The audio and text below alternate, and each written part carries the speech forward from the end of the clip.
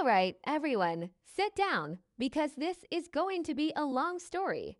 I just found out that my boyfriend was cheating on me and not just cheating. It was some insane combination of a Netflix drama and a bad sitcom. I still don't know whether to laugh or cry. We'd been together for almost 3 years.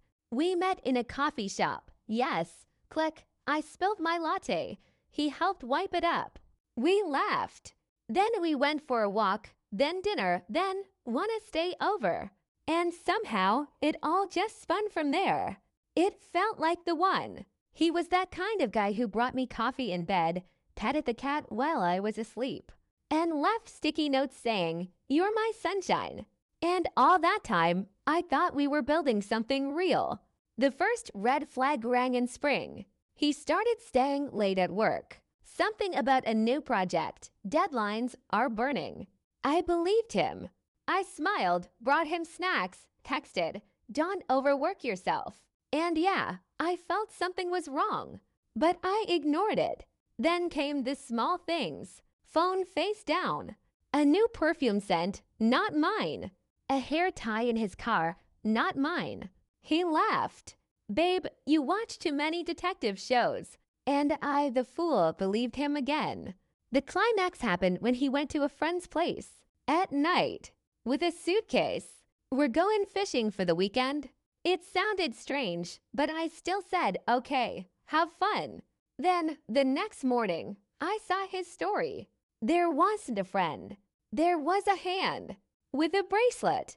I knew that bracelet. I had given it to our mutual friend, Liz. Yes, that Liz, the one who often hung out with us, laughed at his jokes, brought pies, and said, "Oh, you two are such a beautiful couple." And now her bracelet was in his story. I didn't make a scene. I just called Liz. My voice trembled, but I asked directly, "Where are you right now?" She said, "At home." And at that moment, I heard a man's voice in the background. His voice. I didn't scream. I just said, "All right. Enjoy your weekend." Hung up the phone. Sat on the floor and stared at the wall for a long time. Then I opened my laptop and wrote a letter to myself. This happened, and you have to live through it. For the next 2 days, I didn't eat or sleep. I just stared at the ceiling, trying to remember the moment when everything went wrong. And I realized all this time, I had been trying to be perfect. Quiet, understanding, supportive. And he just took advantage of that. On Sunday evening, he came back. With flowers. "Hey, sunshine." I stood by the door. He said, as if nothing had happened, "Did you miss me?" I just looked at him and asked, "So, how was the fishing trip?" He froze for a second and then started that typical monologue. "You misunderstood. It was a mistake. We just got confused." I listened, feeling nothing, as if someone had turned off the sound inside me. And you know what was the strangest part? I didn't cry. I just looked at him and realized it's over. I wasn't his anymore. And he realized it too. Because for the first time, he looked small, insecure, scared. I said, "I won't make a scene. Just take your things." He tried to touch my hand. I pulled away.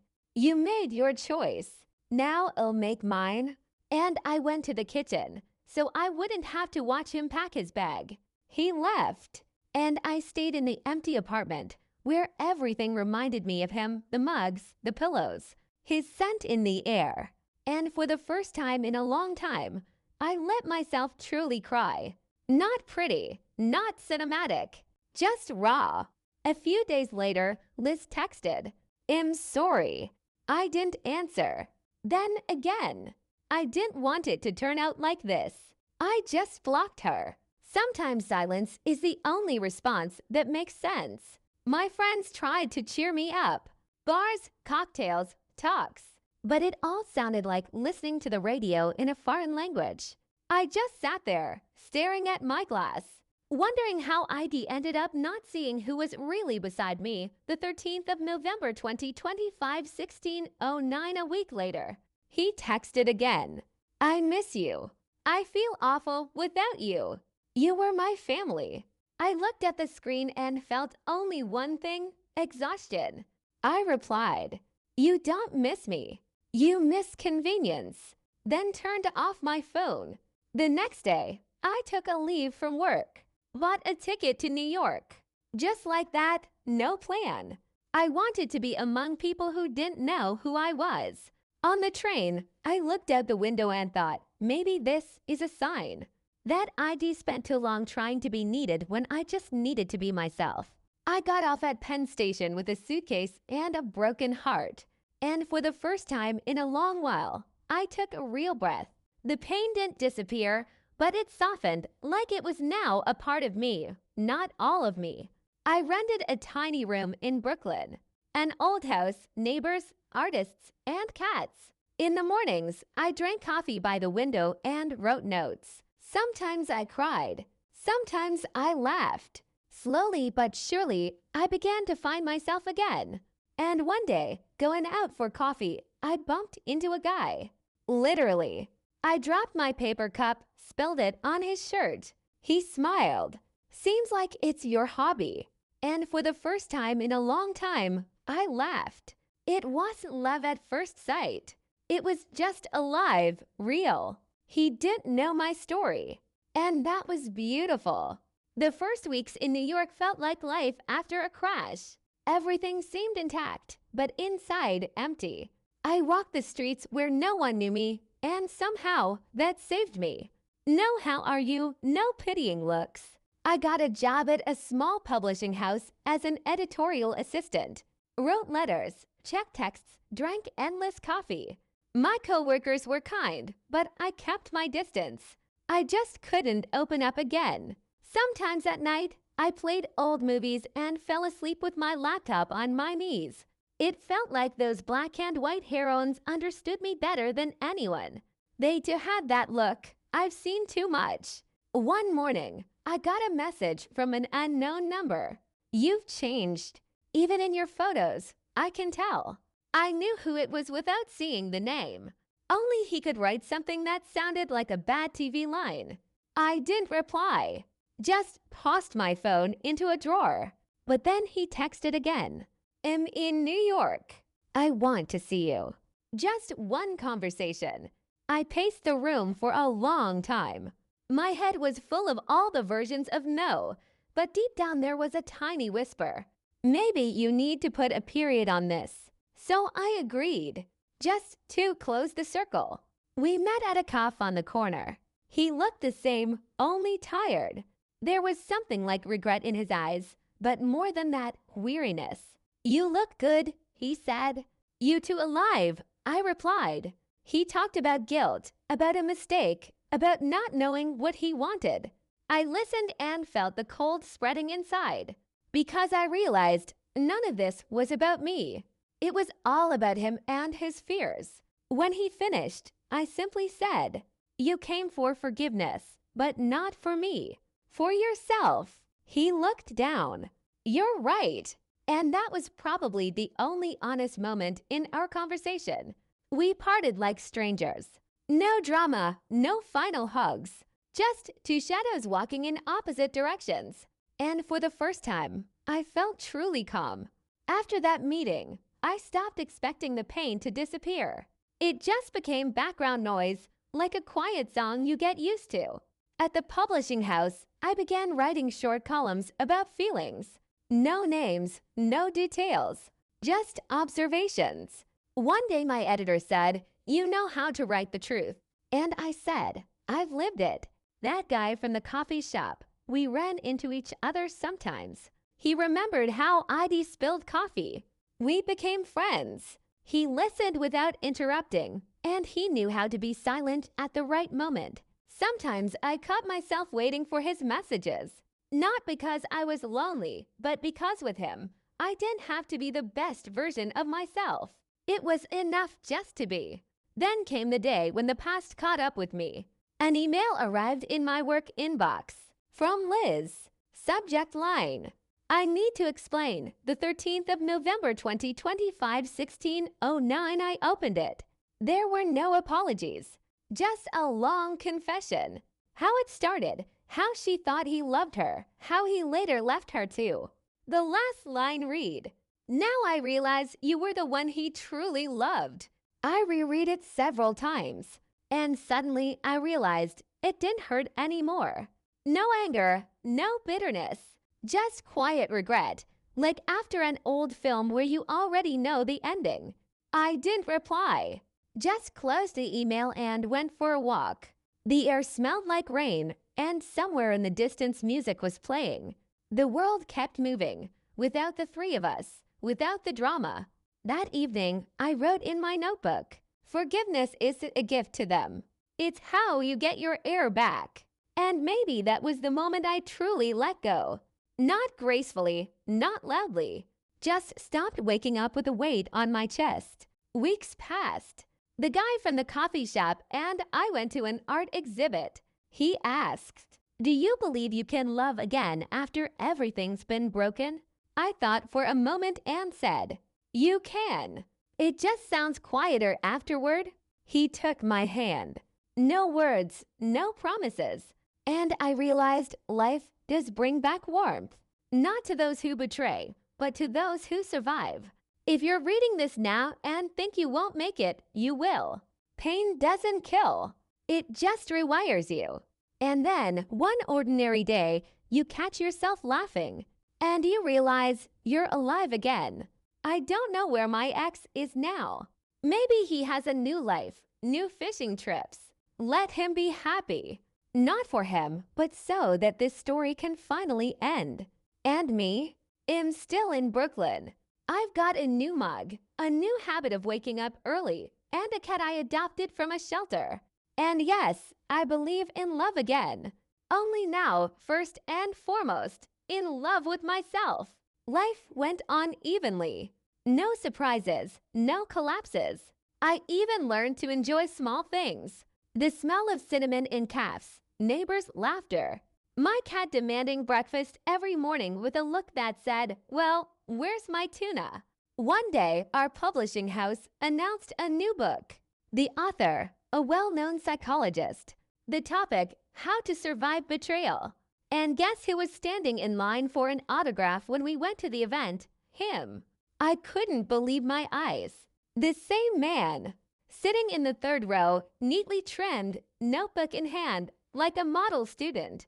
Our eyes met, and for a second, time froze. After the lecture, he came up, "Hi, didn't expect to see you here."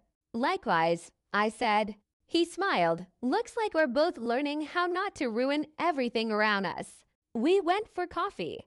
It was strange. Not painful, not awkward, just strange, like looking at an old photo. Familiar, but you're no longer that person. He told me had moved away from our hometown, changed jobs, started therapy. That for the first time, he was trying to understand why he did what he did. I listened, without anger, without any desire to go back. Just like listening to someone else's story. "You used to appear in my dreams sometimes," he said. I replied, "I appeared in mine too. Only now, at the end of the dream, I always walk away instead of waiting." He nodded quietly. We said goodbye at the door. He said, "I'm glad you found peace." And for the first time, I truly believed it, that peace isn't emptiness, but a place where you can breathe. The next day at the office, I got an email. Subject: a project that will change everything. We were being sent to San Francisco, temporarily, for 3 months. A new branch, new challenges. I stared at the screen for a long time. Brooklyn had become my home, my quiet harbor. But something inside whispered, it's time to take another risk. Not to run away, but because now I know I can survive any storm. A month later, I stood in an apartment with panoramic windows and boxes all around. New city, new streets, new smell of coffee in the mornings. And somewhere deep down, a light excitement. The guy from the coffee shop stayed in New York. We kept in touch. He sent a picture of my old mug. "The cat misses you." I replied, "I miss her too." And the coffee, the 13th of November 2025, 1609 in San Francisco. I quickly adapted. The city seemed to accept me. Windy, honest, noisy. I started writing again notes, stories, observations. Sometimes brave, sometimes almost like a diary. At one of the conferences, a man came up to me. "You wrote that article about trust." "Yes. It helped my sister after her divorce." "Thank you." I smiled, but inside I felt warmth, the kind I hadn't felt in a long time. Sometimes I think, all those losses, all those tears, maybe they're needed, so that later you can appreciate even small moments of light like this. A few weeks later, I got a message from that same guy from the coffee shop. "Am coming to San Francisco for work." Coffee? I smiled. The universe clearly loves coincidences. We met in a cafe by the ocean. Everything was simple. Conversations, laughter, warm wind. But inside, I felt that now I could look someone in the eyes without fear, without expectations. He said, "I was afraid to text you. Thought you wouldn't want to see anyone from your old life." I replied, "I was just learning to live without pain first. Now I can live with someone beside me." We walked along the waterfront, and then he said, "You know, you're not the same girl I met back when you spilled your coffee, but I think you've finally become yourself." And I laughed because it was truer than any confession. Sometimes the road from betrayal to peace isn't a straight line. It's hundreds of turns, strange encounters, sleepless nights. But in the end, there's always morning. We didn't promise each other anything. We just walked side by side. And that was enough. I stopped writing letters to the past, stopped rereading old messages. Now, everything that matters happens in real time. Sometimes people ask me, "Did you forgive him?" I answer, yes. Because if you don't forgive, you live with someone else's shadow. And I chose the sun. Every evening, I open the window and look at the sunset. The air smells of salt, and I think, this is my new script. No repeats, no old roles. Maybe one day I'll write a book about it.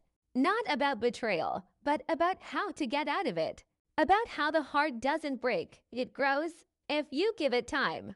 And if someday he shows up again with that same look, those same words, we'll just say, "Thank you for showing me how I never want to live again." Then I'll turn and walk away. Not because I'm running, but because I'm moving forward. Sometimes the end is just another beginning written in a quiet voice. I'm no longer afraid of love, because now I know real love doesn't break you, it heals you. That's all. If you've read to the end, just remember, pain passes, always, even when it feels like it won't. And when it's gone, you'll still be here stronger, softer, more alive. 3 years have passed. Sometimes it feels like it all happened to someone else. That girl who stayed up nights, trying to understand what was wrong with her. Now I live in a house by the sea, work as a freelance book editor, and grow basil on the windowsill. Every morning I open the window and let in the sound of the waves. Sometimes girls write to me. "I read your thread and going through the same thing." And I reply with just one line. "Breathe, it'll pass." Just don't lose yourself in someone else's story. The guy from the coffee shop is still around. We never rushed into big promises. We just grew together like two wounds that finally healed. Sometimes in the evening, he plays a vinyl record, and we dance in the middle of the kitchen. No words, no reason. And in those moments, I realize that silence is the best language of love. My ex wrote once, "Forgive me if you can." I replied, "I already have. Just live well." And truly, at some point, you stop wanting revenge. You just want it all to stop hurting. I forgave Liz too. Not because she deserved it, because I was tired of carrying someone else's shards inside me. Forgiving is pulling out the glass, not excusing the cut. The 13th of November 2025, 16:09. Sometimes I think if everything hadn't fallen apart back then, I'd still be living, believing that happiness means not falling. But it turns out happiness is learning how to rise the 13th of November 2025, 1610 am not a hero, not a role model, just a person who once chose myself. And now, every day, I remind myself that this choice is enough. If you're at the beginning of your story right now, cry. Don't hold it back. It will get easier. And one day you'll wake up and realize the pain is gone and you're still here. Yesterday, I looked through old photos. In one of them, me and him laughing, holding hands. And I don't feel anger or shame, only gratitude for what once was and for what has passed. Sometimes an ending is just a turn you didn't plan for. And all you need to do is turn. Now, when someone tells me you've changed, I smile because it's true. I've changed not because of the pain, but after it. Love is in my life again. Only now I don't lose myself in it. I simply exist in it. Without fear, without should, without I have to be better. If I could tell my past self anything, I'd say, you're not broken. You just grew through the pain. I close my laptop, drink my coffee, and think. All these words, they're not about him. They're about how I came home. To myself. Once I wrote, pain doesn't kill. It rewires you. Now I know. After that, your heart ends up with new wiring, resistant to betrayal, but still capable of love. The sun sets into the ocean, the air smells of salt and freedom. And I quietly whisper, thank you, life, for everything. Maybe someday someone will read this story and recognize themselves in it. If so, let it be proof that an ending isn't always the finale. Sometimes it's just the beginning of a new chapter. And yes, am no longer afraid to love, because now I know. True love begins where you finally choose yourself.